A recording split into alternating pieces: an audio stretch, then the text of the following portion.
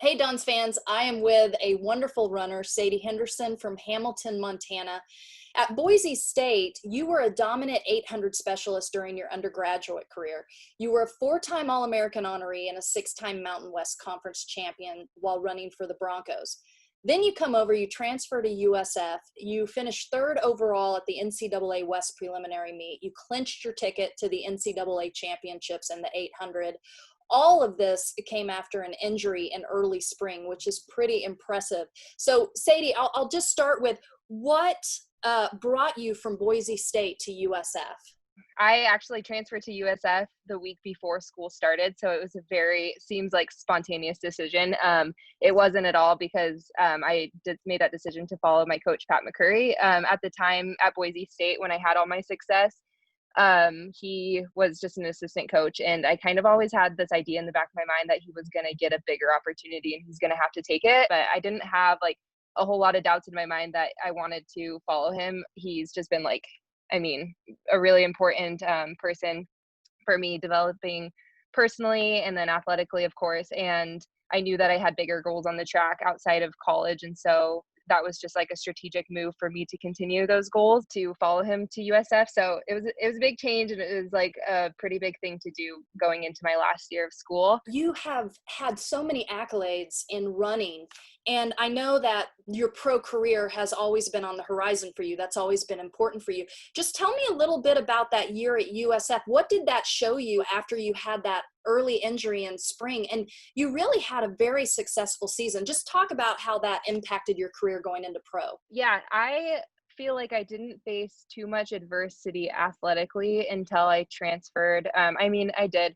But when I transferred, it was like a big challenge for me. Like the stress of adjusting to a new school and a new place had some like pretty serious effects on my body, and I felt it every day in training. But it definitely was like a really big setback for me at the time. And also I haven't had like many injuries that have impacted my career like that. So working through it was new, but Pat got really creative with his training to make sure that I could come out of it resilient. And like kind of like when I started racing in April, I didn't have much training under my belt at all, but I was able to pick up really quickly. And so what that just taught me about me and then working with Pat is that like things don't have to go perfectly, and I am capable. I think athletically, like it gave me a lot of confidence because I'm capable of a lot. Obviously, the dream was to go pro. You did. You actually signed with Wazelle, part of a separate nonprofit with Little Wing. Just talk about, to the layman, like, how does a track and field runner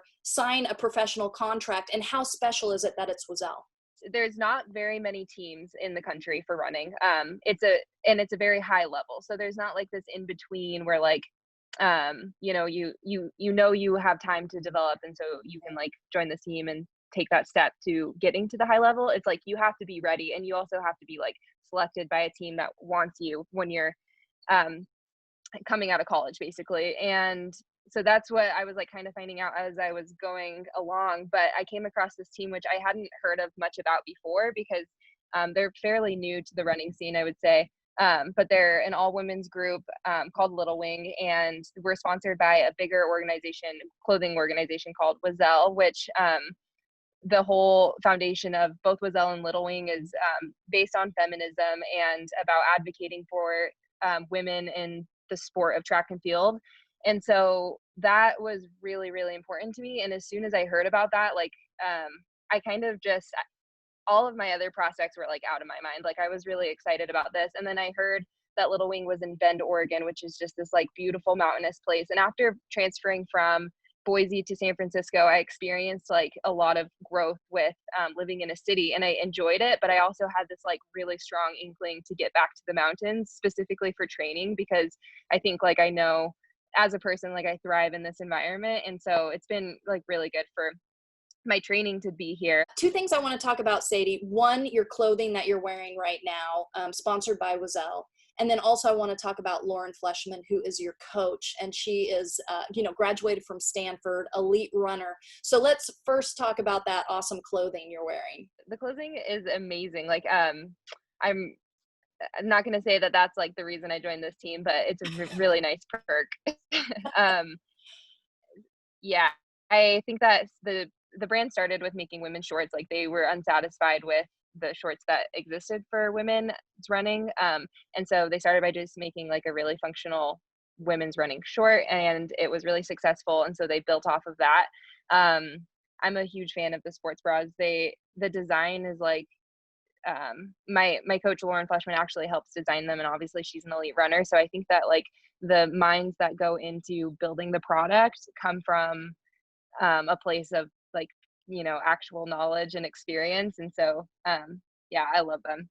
Yeah, well, and you've been very lucky to have two coaches that you've really adored and have been great mentors for you. So just talk a little bit about Lauren and how great that it is you have a female coach. Like, okay, so I obviously Pat was so important to me, and her and I have talked a lot about how important he was to me. And I was nervous about this transition, and I always was. Like, as soon as I met Pat, it was like, it's going to be hard for me to top you. But Lauren has blown me away with how she is as a coach, and it's different from Pat, obviously, but she's gone through this before, and she is a woman, so she speaks to things in a way that no one else can.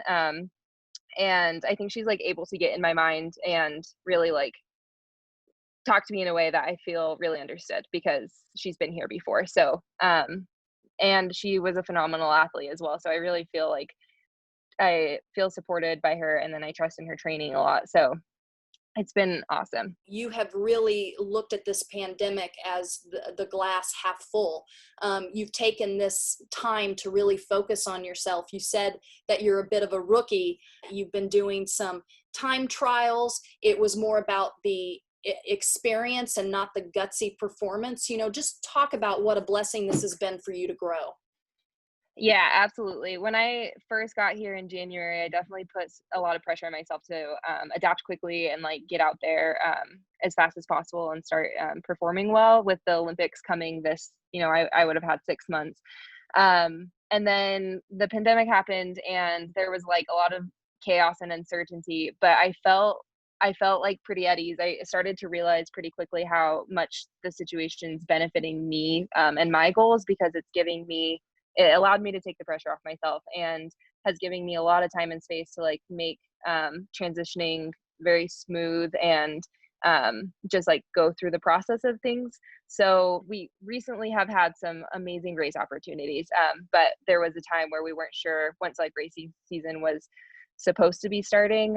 We started doing time trials, and we're at altitude, so it doesn't really make a whole lot of sense to try to go like, rip a PR and just like feel good about yourself. But at the same time, like we are trying to just like go through the motions of a season and like try to use our fitness, because we've been working so hard, up until this point. And so just the last couple of weeks, I've had some race opportunities. And I ran a 600 and an 800. And then before that in the time trials, I ran a couple 1500s. So I really also gotten to kind of step outside of my comfort zone. I'm an 800 meter runner, but it's really fun to be able to race these unique events and do that to sort of serve the 800 and expand my training repertoire. So yeah, well, and the goal has always been the 2020 Olympics. Now it's 2021. What do you have to do to make it onto that USA roster? I think that I just need to continue going through this process and being really present with it. I'm going to have to run under 2 minutes. And I think that that's definitely possible. I'm seeing that this summer with things being so weird, that I'm very capable of that. And so I think that's what I'm focusing on right now. Like just getting myself to the point where in a year from now, I am able to break that barrier and bring in all of these pieces that come with racing and running and whatnot. I also love what you're doing. On the other side of running, you're a volunteer for a health clinic. You're an office administrator, but hope to be more of an advocate for mental health next year, working with youth. Just talk a little bit about what you've been doing and that kind of next year goal. Yeah. I got this amazing opportunity when I moved to Bend. My boss now reached out to our Little Wing account, and she used to be a runner, so she wanted to support us and asked if one of us had wanted this opportunity. It would be like a really flexible office administrator job for her mental health clinic. And it was exactly what I wanted to be doing. I was studying psychology at USF in Boise State, and So this is what I want to be doing. And also I'm hoping to set myself up to, when I am able to use my platform, to advocate for mental health. And so right now I'm office administrator. The clinic is expanding like crazy, and so my boss and I have talked about setting ourselves up for basically next year for me to switch roles and hire someone else to do office administration, and I would be more of like a community outreach and then use my platform for advocating for mental health. So I'm really looking forward to that. Yeah. And did you do any work with Yvonne Gomez on mental sports performance? And if you did, how Yes. important was that? Yes, super, super important, of course. And GoGo is amazing. But yeah, it was really critical for me.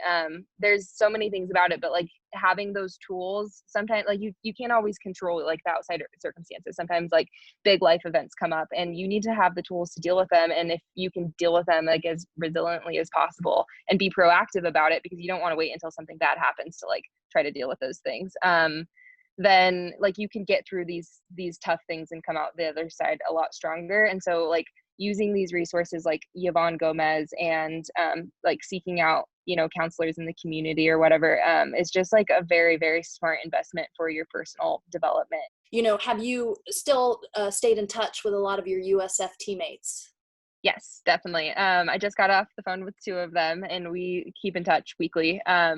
And then also our team was very international, and I'm going to be doing I'm really looking forward to this, but some European circuits where I'll be racing in Europe. And we have a lot of people from Europe that I'll be able to see probably on those circuits. And just this last winter, I didn't visit for racing, but I went to the Netherlands and one of my teammates lives there. So I was able to stay with her for 2 nights, and it's cool because when I did go to the Netherlands, like I had someone who was really important to me, and we shared this like pretty special time of our lives together, and we get to reconnect and I get to see where they come from. So it was awesome.